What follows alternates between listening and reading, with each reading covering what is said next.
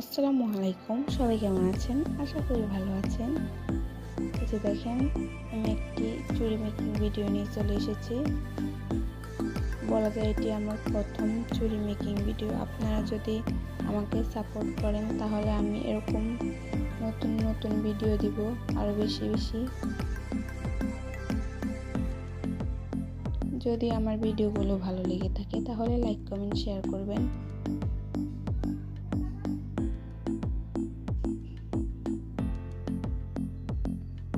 সাথে আমার চ্যানেলটা সাবস্ক্রাইব করবেন।